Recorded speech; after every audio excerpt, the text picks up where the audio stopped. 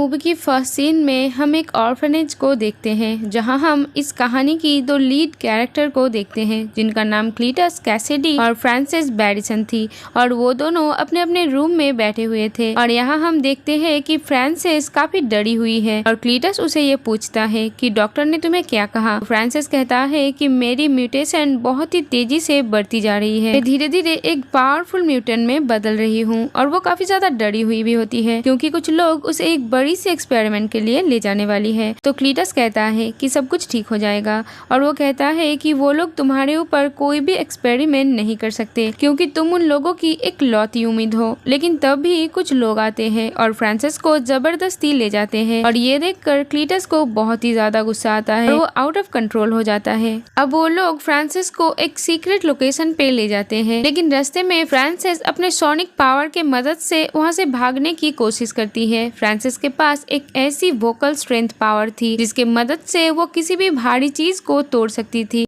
अब वो पूरी वैन पलट जाती है और उन पुलिस ऑफिसर पे भी इन चीजों का असर होता है और वो पुलिस वाले घबरा जाते हैं और फ्रांसिस के आंख में गोली मार देता है और फ्रांसिस बाहर गिर जाता है। तो पुलिस वाले को लगता है कि शायद वो मर चुका है, लेकिन वो जिंदा थी और वो फ्रांसिस को एक एसाइलम में लेकर आते हैं। यहाँ एक डॉक्टर होती है जो फ्रांसिस पर एक्सपेरिमेंट कर रही थी और हम वार्ड बॉय को देखते हैं जो फ्रांसिस को एक न्यूज़पेपर देता है और उस न्यूज़पेपर में ये खबर छपी होती है कि क्या क्लीटस को मौत की सजा दे देनी चाहिए। क्लीटस एक बहुत ही बड़ा सीरियल किलर होता है, पर कुछ खास एविडेंस ना होने की वजह से उसकी डेथ सेंटेंस बीच में ही रुक जाती है और हम देखते हैं कि ये न्यूज किसी और ने नहीं बल्कि एडी ने छपवाई होती है। अब नेक्स्ट सीन में हम डिटेक्टिव को देखते हैं जो एडी के साथ बात कर रहा था और वो एडी से कहता है कि क्लीटस सिर्फ तुमसे बात करना चाहता है। तो एडी कहता है कि मुझ में ऐसी क्या बात है कि वो मुझसे ही बात करना चाहता है। यहाँ हम देखते हैं कि एडी के बॉडी से वेनम बाहर आके उस डिटेक्टिव को खाने ही वाला होता है। तभी एडी वेनम को रोक लेता है और हम देखते हैं एडी और वेनम वॉशरूम में जाके बातें करने लगते हैं और वहाँ बैठी एक लेडी और डिटेक्टिव इनकी बातें सुन रही थी। वेनम एडी से कहता है कि हमें सिटी के अंदर जाके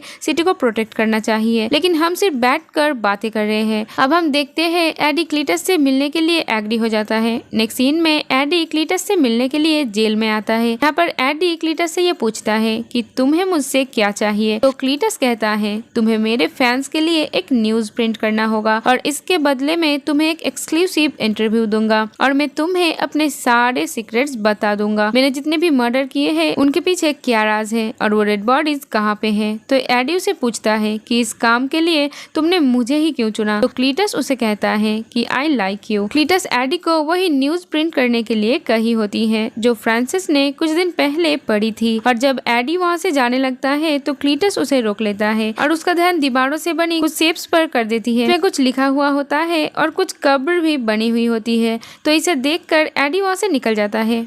बाहर आते ही डिटेक्टिव उससे पूछता है क्लीटस ने तुम्हें क्या बताया। तो एडी उसे कहता है कि अभी तक तो उसने कुछ भी नहीं बताया, मगर मेरी कार्रवाई उस पर जारी है। और अब एडी अपने बाइक पर बैठ के निकल जाता है। नेक्स्ट सीन में हम देखते हैं वेनम घर पर आकर एडी को दीवार पर बने हुए सारे डायग्राम डिकोड करने के लिए हेल्प करता है और उसे बीच की एक लोकेशन भी बताता है जहाँ पर क्लीटस ने सारे डेड बॉडीज को छुपाया हुआ था। फिर नेक्स्ट डे बहुत सारे पुलिस ऑफिसर्स उसी लोकेशन पर पहुंच जाते हैं और वहाँ पर उन्हें बहुत सारी डेड बॉडीज मिलता है जिनको क्लीटस ने ही मारा होता है। अब सारे रिपोर्टर्स आकर एडी से पूछता है कि क्या तुम्हारी क्लीटस से दोस्ती हो गई है, क्या उसने ये सारी सीक्रेट्स तुम्हें बता दी है, क्योंकि उसे अभी तक सिर्फ तुम ही अकेले मिले हो और इसके बाद ही हमें ये इन्फॉर्मेशन मिली है। और जब ये इंटरव्यू टीवी पर आ रहा होता है तो ये सब देखकर वो डिटेक्टिव काफी ज्यादा गुस्सा होते हैं क्योंकि एडी ने उसे इस बारे में कुछ भी नहीं बताया था। अब हम देखते हैं कि सारे एविडेंस मिलने के वजह से क्लीटस को सजाए मौत सुनाई जाती है और फ्रांसिस को भी ये बात पता चल जाती है और अब फ्रांसिस को बहुत ज्यादा दुखी होती है और उधर क्लीटस को भी ऐसा लगा था कि एडी ने शायद उसे धोखा दिया है क्योंकि इस न्यूज के छपवाने की वजह से एडी रातों रात फेमस हो जाता है। इसके बाद वेनम एडी को कहता है कि हम मिलकर दुश्मन का खात्मा करेंगे। वेनम कहता है कि मैं मुर्गियां खाकर तंग आ चुका हूँ और अब मैं इंसानों को खाना चाहता हूँ। तो एडी उसे कहता है हम तो पहले ही क्लीटस की केस में उलझे हुए हैं, इसलिए हमें और कोई रिस्क नहीं लेना चाहिए अब उन दोनों के बीच बहस होने लगती है। तो वेनम एडी को बुरा भला कह देता है। तो एडी उसे कहता है प्लीज मेरी रेस्पेक्ट किया करो। इसके बाद एडी मिसेस चांद से मिलने के लिए जाता है और वहाँ से वो एक पोल्ट्री फार्म में जाता है और वेनम आके सीधा मुर्गियों को खाने लगता है।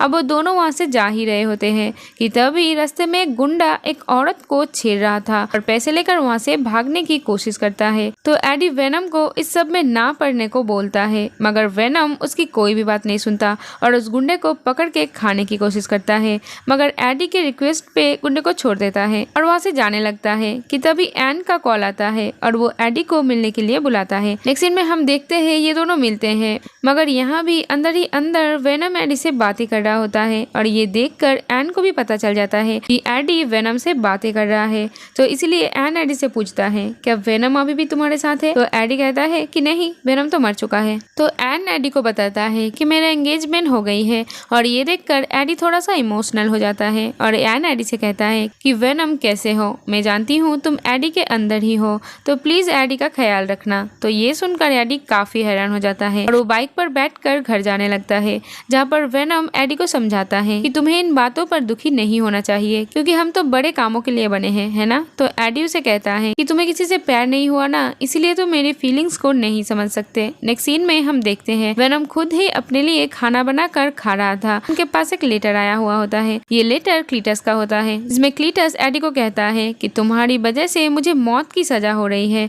और वो उसमें अपने पुराने काम भी बता रहा था कि अगर मैं पैदा ना हुआ होता तो मेरे ग्रैंडमदर को कौन मारता और मेरी मदर को बाथटब में डुबाकर कौन मारता। और उसने ये भी लिखा है कि इस सब के बाद मेरे फादर ने मुझे ऑर्फनेज में भेज दिया और वहाँ के बच्चे भी मुझे मारा करते थे और फिर मैं वहाँ पर फ्रांसिस्को से मिला जो म्यूटेंट थी, जिसके पास वोकल पावर थी और हमारी यहाँ पर दोस्ती हो गई और फिर हम दोनों एक दूसरे को पसंद करने लगे थे और अब एडी मैं तुमसे लास्ट टाइम मिलना चाहता हूँ। नेक्स्ट सीन में हम देखते हैं एडी उससे मिलने के लिए जेल जाता है और क्लीटस एडी को बताता है कि मैं हमेशा ही एक फैमिली के लिए तरसता रहा। तो एडी कहता है कि हाँ, अपने ग्रैंडमदर और अपने माँ को मारने के बाद ऐसा तो होना ही था। तो क्लीटस उसे कहता है मेरी मौत की रिस्पॉन्सिबल तुम होगी और एडी को ये भी कहता है कि तुम इंसानियत पर एक धब्बा हो। असल में एडी को गुस्सा दिलाने के लिए ये क्लीटस की एक चाल होती है और अब वेनम को भी गुस्सा आने लगता है और वो क्लीटस को मारने लगता है। तो क्लीटस एडी के हाथ पे बाइट कर लेता है और तभी वहाँ पर गाड़ा कर उसको छुड़ाता है और जब एडी वहाँ से जाने लगता है तो क्लीटस उसे कहता है कि खून का टेस्ट मैंने पहले भी किया है, लेकिन तुम्हारा खून तो अलग है। तो हम देखते हैं कि जब क्लीटस ने एडी को काटा था तो उसकी सिम्बियोट के थोड़ा सा पार्ट क्लीटस के अंदर ही रह जाता है। नेक्स्ट सीन में हम देखते हैं जब एडी अपने घर पहुंचता है तो वेनम उसे माफी मांगता है। तो एडी उसे समझाता है कि तुम्हारा खुद पर कंट्रोल होना चाहिए। अब उन दोनों के बीच बहस हो जाती है और वेनम एडी से कहता है कि तुम एक लूजर थे, मैंने आके तुम्हें एक नई पहचान दी। और ये सुनकर एडी को काफी गुस्सा आता है और वो वेनम को वहाँ से जाने को कहता है और वेनम को भी गुस्सा आ जाता है और वो घर में तबाही मचा के एडी के बॉडी को छोड़कर वहाँ से निकल जाता है और जाते जाते एडी के बाइक को भी तोड़ देता है। नेक्स्ट सीन में हम ग्लिटस को देखते हैं जिसे इंजेक्शन लगाकर मारने ही वाले होते हैं, लेकिन उस इंजेक्शन के वजह से बॉडी में होने वाले रिएक्शन उस सिम्बियोट का टुकड़ा उसकी बॉडी से कनेक्ट कर जाती है, जिसकी वजह से धीरे धीरे नया सिम्बियोट पैदा होता है और वो होता है द कार्नेज। और देखते ही देखते कार्नेज अपनी फुल फॉर्म में आ जाता है और उसे देखकर सब लोग भागते हैं और हम देखते हैं कार्नेज काफी भयानक और बहुत ही ज्यादा पावरफुल है। अब कार्नेज सारे पुलिस ऑफिसर को खा लेता है और कैदियों को निकाल देता है। अब हम एडी को देखते हैं जो अपने घर में टीवी देख रहा था, तो उसे पता चलता है क्लीटस जेल से फरार हो चुका है और ये देखकर एडी काफी ज्यादा परेशान हो जाता है और तभी वहाँ पर एडी से मिलने के लिए पैट्रिक आता है और इस सब का जिम्मेदार एडी को ही ठहराता है। तो एडी कहता है मुझे इस बारे में कुछ नहीं पता कि क्लीटस भागा कैसे, तो तुम इसका जिम्मेदार मुझे नहीं ठहरा सकते। तो पैट्रिक कहता है कि उसने सिर्फ तुमसे मुलाकात की थी,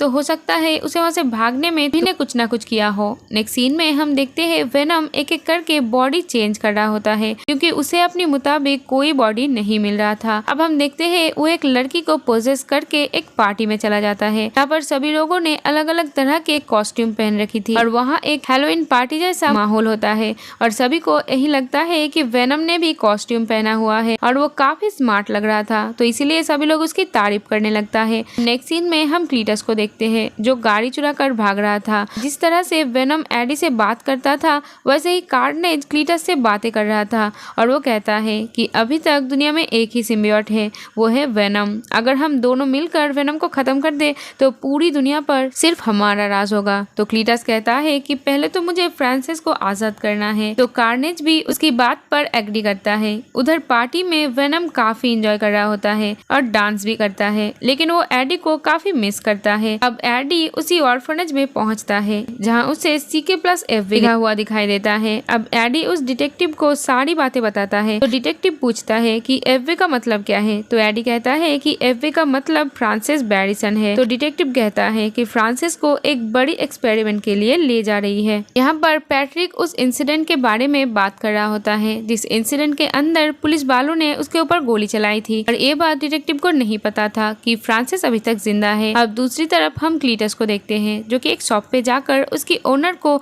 जान से मार देता है। अब वो कंप्यूटर को हैक करके सीक्रेट लोकेशन रेफेनक्रॉफ्ट के बारे में भी पता कर लेता है और अब रेफेनक्रॉफ्ट में आके डॉक्टर को जान से मार देता है। फिर फ्रांसिस से मिलता है और यहाँ पर क्लीटस कार्नेज की मुलाकात फ्रांसिस से करवाता है और ये तीनों आपस में मिलकर काफी खुश होते हैं और गाड़ी की मदद से तीनों वहाँ से भागने लगते हैं। लेकिन इनके पीछे पुलिस भी पड़ चुकी होती है। लेकिन कार्नेज सारी पुलिस की गाड़ियों को उठा कर फेंकने लगता है और सभी पुलिस ऑफिसर को मार डालता है। अब हम देखते हैं वेनम उसी शॉपकीपर के पास आता है और उससे कुछ खाना और चॉकलेट्स मांगता है क्योंकि एडी को छोड़ने के बाद वो काफी दिनों से भूखा था। इधर एडी को पुलिस कस्टडी में ले लिया जाता है क्योंकि पुलिस को यही लग रहा था कि कल रात की अटैक के पीछे एडी का हाथ है, क्योंकि एडी के घर के पास उन्हें बहुत सारी डेड बॉडीज मिली थी। तो वो डिटेक्टिव एडी को सारी बात सच सच बताने के लिए कहता है। तो एडी कहता है कि जब तक मैं एक फोन कॉल नहीं करता तब तक मैं तुम्हें कुछ भी नहीं बताऊंगा। अब एडी एन को कॉल करता है तो एन एडी से मिलने आती है और एडी एन से कहता है कि सिटी में जो भी हादसे हो रहे हैं उसके पीछे क्लीटस का हाथ है और एडी ये भी बताता है कि मैं और वेनम एक साथ नहीं है। तो एन प्लीज तुम वेनम को ढूंढो क्योंकि वेनम ही कार्नेज को हरा सकता है। एन जानती थी कि वो शॉपकीपर वेनम के बारे में जानती है, तो वो वहाँ पर जाती है और उनसे पूछती है कि क्या आपने वेनम को देखा है। वेनम तो उसके बॉडी के अंदर ही होता है और वो एन को कहता है कि मैं एडी से बहुत ही नाराज हूँ। तो एन वेनम से रिक्वेस्ट करती है कि एडी को तुम्हारी मदद की जरूरत है, उसकी हेल्प करो। तो ये सुनने के बाद वेनम एडी से मिलने के लिए एग्री हो जाता है। उधर हम देखते हैं क्लीटस और फ्रांसिस पूरे शहर में तबाही मचा रही है, जहाँ क्लीटस के बॉडी से निकलकर कार्नेज कहता है कि मेरा अगला शिकार वेनम है। नेक्स्ट सीन में हम देखते हैं एन यानी कि वेनम एडी से मिलने आता है और तीनों वहाँ से भाग जाते हैं। रास्ते में वेनम एडी से माफी मांगने के लिए कहता है तो एडी यहाँ वेनम से माफी मांग लेता है। इधर वो डिटेक्टिव कहीं पे जा रहा होता है मगर उसे रास्ते में क्लीटस मिल जाता है और वो गाड़ी से उतरकर क्लीटस पर शूट कर देता है और तब भी क्लीटस के बॉडी से कार्नेज बाहर आके उस डिटेक्टिव को पकड़ लेता है। हम देखते हैं कि फ्रांसिस एडी के घर में आता है और उसे वहाँ पर एन की रिंग मिलती है और वो उसे लेकर वहाँ से जाने ही वाली होती है कि उससे एन की पिक्चर भी मिल जाती है। वो अब एन को पकड़ लेती है और एन की फ्रेंड डॉक्टर एडी को कॉल करके कहता है कि कुछ लोग आकर एन को ले जा चुके हैं। नेक्स्ट सीन में हम क्लीटस और फ्रांसिस को देखते हैं जो शादी कर रहे होते हैं। अब यहाँ वेनम यानी कि एडी पहुंच जाता है। अब क्लीटस की बॉडी से कार्नेज बाहर आता है तो उसे देखकर वेनम डर जाता है और एडी के बॉडी के अंदर वापस से चला जाता है। तो एडी वेनम से पूछता है कि आखिर प्रॉब्लम क्या है। तो वेनम उसे कहता है ये तो कार्नेज है और ये बहुत ज्यादा पावरफुल होता है। तो एडी वेनम से कहता है तुम बाहर आ जाओ और जिसे मर्जी खाओ, मैं तुम्हें नहीं रोकूंगा। तो ये सुनकर वेनम बाहर आ जाता है। अब वेनम और कार्नेज के बीच जबरदस्त फाइट शुरू हो जाती है। दोनों ही एक दूसरे को हराने की काफी कोशिश कर रहे थे, लेकिन यहाँ पर कार्नेज वेनम को उठा कर फेंकता है और वो वेनम पर भारी पड़ रहा होता है। यहाँ पर कार्नेज और फ्रांसिस के बीच में बातें भी होता है और फ्रांसिस की वोकल पावर होती है तो वो जोर जोर से चिल्लाने लगती है और इससे कार्नेज को बहुत प्रॉब्लम होती है क्योंकि हम ये बात जानते हैं कि सिम्बियोट एक्सट्रीम हीट और सोनिक पावर को ज्यादा सहन नहीं कर पाते। अब यहाँ पर डॉक्टर केरोसिन कार्नेज के ऊपर डालने लगता है और यहाँ पर एक काफी बड़ा घंटा भी होता है जो कि बजाने लगता है और ये आवाज सुनकर दोनों ही सिम्बियोट अपने अपने होस्ट की बॉडी से बाहर आने लगता है। लेकिन जैसे ही आवाज बंद होती है वो दोनों ही सिम्बियोट वापस से अपने अपने होस्ट के बॉडी में आ जाते हैं। अब कार्नेज एन को लेकर बिल्डिंग के टॉप पर जाने लगता है और इधर वेनम के बॉडी पर काफी सारे पत्थर गिरने की वजह से वो वहाँ पर नहीं जा पाता है और वेनम वेनम एडी को कहता है कि इस बार हम नहीं जीत पाएंगे क्योंकि कार्नेज बहुत ही ज्यादा पावरफुल है। और दूसरी ओर कार्नेज फ्रांसिस को भी पकड़ता है और उसका मुंह बंद रखने के लिए कहता है क्योंकि उसका साउंड कार्नेज को काफी ज्यादा परेशान कर रहा था। और यहाँ पर कार्नेज की पकड़ काफी ज्यादा तेज होती है और इसके वजह से वहाँ पर फ्रांसिस का दम घुट जाता है और वो वहीं पर गिर जाता है। ये देखकर क्लीटस को गुस्सा आता है और वो कार्नेज को अपनी बॉडी से दूर हटने के लिए कहता है क्योंकि कार्नेज का पूरा कंट्रोल क्लीटस के बॉडी पर होता है, इसलिए वो उसे खुद से अलग नहीं होने देता। अब ये सब कुछ वेनम भी देख रहा था, इसलिए वो एडी से कहता है कि देखो कार्नेज का कंट्रोल क्लीटस की बॉडी पर नहीं है। और ये सुनकर एडी कहता है कि हाँ,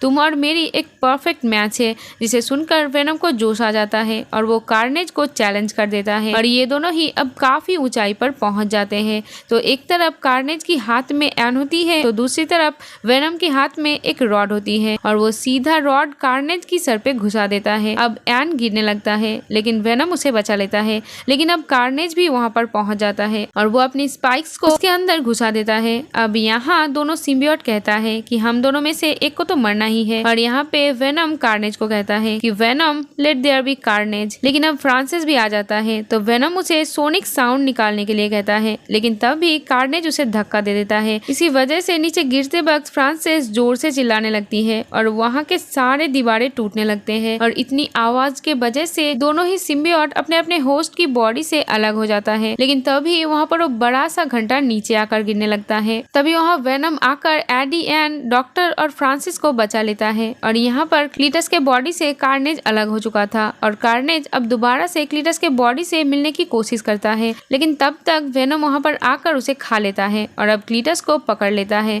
और उसे भी मार डालता है। और अब वहाँ पर पुलिस भी आ जाता है और एडी डॉक्टर से कहता है कि तुम एन को अपने साथ ले जाओ। लेकिन हम देखते हैं कि वो डिटेक्टिव भी बच गया होता है। अब हम देखते हैं वेनम और एडी एक किनारे के पास बैठा होता है और तभी सीन शिफ्ट होती है एक रूम के तरफ, जहाँ पर एडी बेड पर सो रहा होता है और वेनम उससे कहता है कि क्या हमें एक दूसरे से कुछ राज छुपाने चाहिए। तो एडी कहता है कि हम सब की एक पास्ट होता है। तो वेनम कहता है कि मैं तुम्हें कुछ बताना चाहता हूँ, मगर ये सुन के तुम्हारा दिमाग फट जाएगा क्योंकि बहुत सारी बातें हैं जो मैं तुम्हें बताना चाहता हूँ, लेकिन ये सारी बातें बहुत ज्यादा कॉम्प्लिकेटेड है। तो एडी को लगता है कि शायद वो अपने सिम्बियोट गॉड यानी कि नॉल के बारे में उसे कुछ बताएगा। तभी वहाँ पे टीवी फ्लिकर करने लगता है और आसपास की सारी चीजें बदलने लगता है। अब वहाँ पर एडी को लगता है कि ये वेनम कर रहा है, लेकिन वेनम कहता है कि वो ये नहीं कर रहा है। मगर हम देखते हैं कि सामने से गोल्डन रोशनी चमकती है और इसके बाद हम देखते हैं कि वेनम स्पाइडरमैन के यूनिवर्स में पहुंच गया है। इसका मतलब ये है कि अब वेनम भी स्पाइडरमैन के यूनिवर्स का हिस्सा बन गया है। और ये मूवी यहीं पर खत्म हो जाती है। Thank you for watching, bye bye.